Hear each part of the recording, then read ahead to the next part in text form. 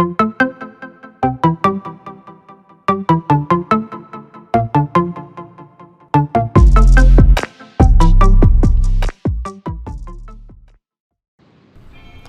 hello there. Welcome to another episode of Two-Wheeled Adventures. So, you want to learn how to ride a motorcycle, but you really have no idea where to start, right? You know, I found myself in that same situation years ago. And I'd like to take a moment to tell you how I feel you could basically learn. So before we get started, let's go ahead and click that like button and subscribe for future content if you haven't already. It really does help out the channel. So the way I see it, you basically have three main options. You could buy a motorcycle and use trial and error. You could learn from a friend, or you could hire a professional, whether that's actually hiring somebody or enrolling in a motorcycle safety course. So, let's say you decide to teach yourself. You buy a motorcycle and you just decide you're going to learn.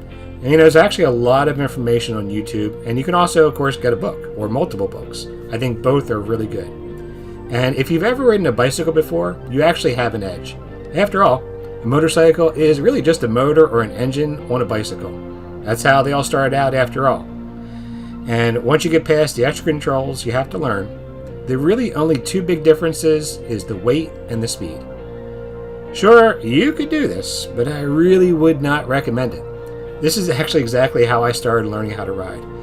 I started out actually learning to ride on a scooter. In this state I live, you can ride a scooter or moped or motorized bike 49cc or under with just a regular old vehicle driver's license. Now, of course, a 49cc or a small moped or scooter isn't going to get you very far. And you're probably, I know mine, I think maxed out around 40 miles per hour, but it was a good, fun, safe way to learn. It wasn't my primary means of transportation, so I had fun with it. I really was just kind of something I would do as a fun activity, and very sparingly too. It's not like I was a dedicated rider. Eventually you're going to get to the point where you're going to want something that obviously can, you can take on a highway and really kind of have more enjoyment with. And in most states to do that, you're going to have to get a hard-earned rider's license. You end up taking a written test, which allows you to ride with some restrictions. And then also, once you get comfortable enough, you can go ahead and take your actual driving test or riding test with the motorcycle. And then you'll get your full M-Class endorsement.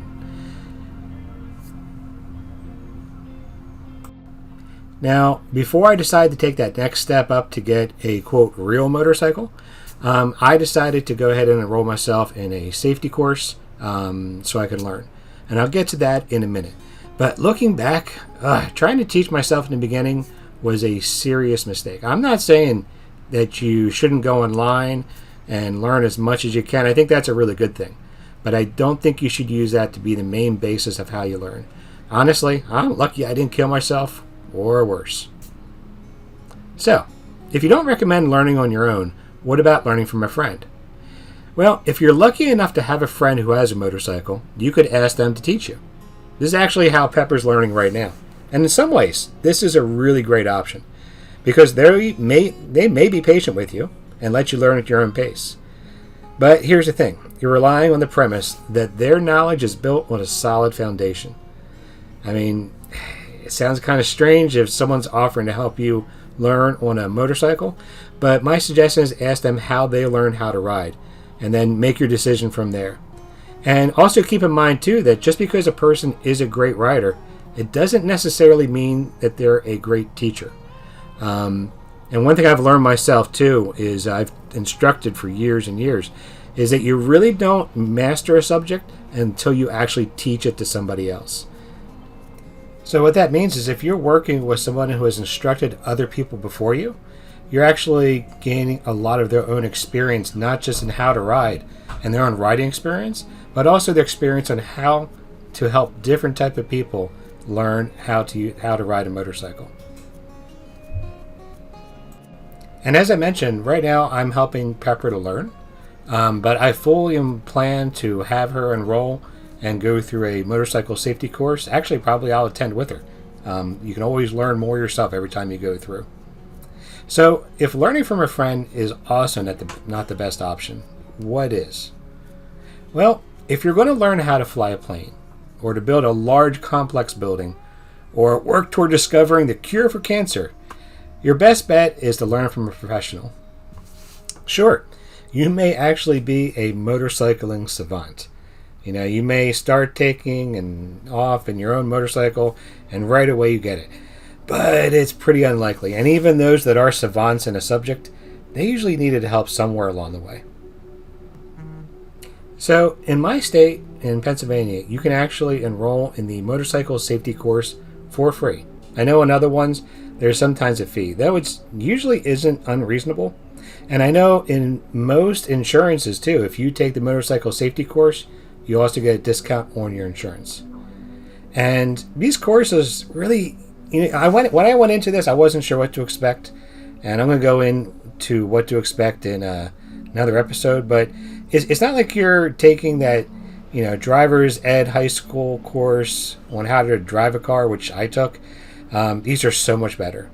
And most programs will include some type of combination of classroom learning as well as hands-on instructions on learning how to ride a bike. That's right, hands-on instructions teaching you actually how to operate and ride a bike.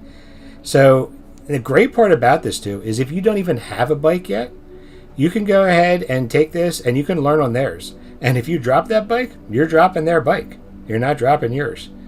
And another great bonus of taking this approach is that most programs will include your driver test at the end, so you don't need to go ahead and schedule a separate exam with your state to be able to go ahead and pass that driver's test and take your M class. And to be honest, taking the driver's test with the instructors is so much better than trying to take a driver's test on your own out of your local DMV. It's by far, in my opinion, the best way to learn. And it's actually probably the most fun way to learn in a lot of ways too. So those are really the three main options. You can teach yourself, you can learn from a friend, or you can enroll yourself in some type of course. But here's the thing. If you really want to learn how to ride a motorcycle, just do it. You can read books, watch videos, talk to other riders, but you're never really going to truly learn until you actually sit on that iron horse yourself. And keep in mind that no matter how you start learning, this learning never stops. You can take advanced courses, join a motorcycle club, or even just to commit to riding as much as you can. Now, I say commit loosely because the reality is that once you start riding, you're going to become addicted to it. And it really is that amazing. For me, it was one of those things I always just wanted to try. And to be honest, I wish that I had started much earlier. So anyway, I hope you enjoyed this little video. I'm going to follow up this video with what to expect from your motorcycle safety course. And from there, there are some other experiences that I'm going to talk about too. Like, what is it actually like riding for that first time? What scary moments did I have, and maybe what could you expect? And then little details too, like how does a motorcycle operate? How do you operate a motorcycle? What type of gear do you really need, and what maybe you can pass on, especially when you're first starting? And all those general things that new riders tend to ask.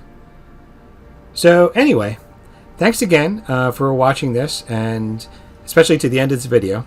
I'm pretty excited about this series, and I hope you find some value in it. If you have, please click like and subscribe. It really does help out this channel. And I do hope to see you in that next video. Until then, get out there and make your own great outdoor adventures. And as always, take care.